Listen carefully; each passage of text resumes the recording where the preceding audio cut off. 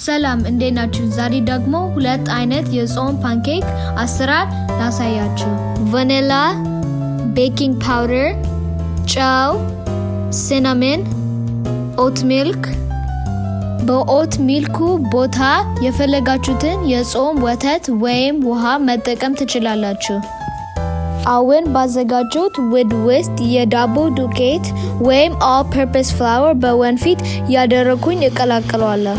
ይሄኛው ለጾም የሚሆን ተዘጋጅቶ የሚሸጥ የፓንኬክ ዱቄት ነው። ይሄኛው ዱቄት ምንም አይነት ማጣፈጫ አያስፈልገውም። በውሃ መበጥበጥ ብቻ በቂ ነው።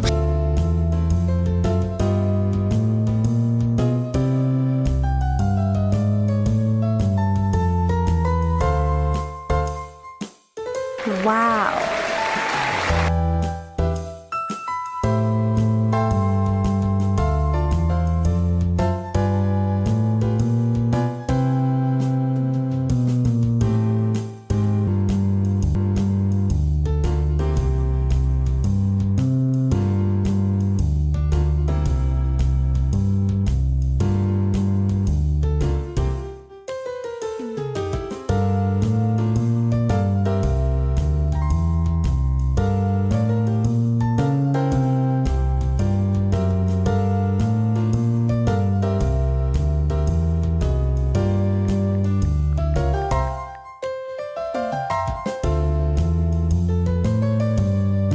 ሁለቱም በጣም ይጣፍጣሉ።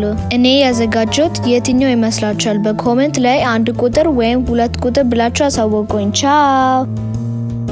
ሰላም እንዴት ናችሁ? ዛሬ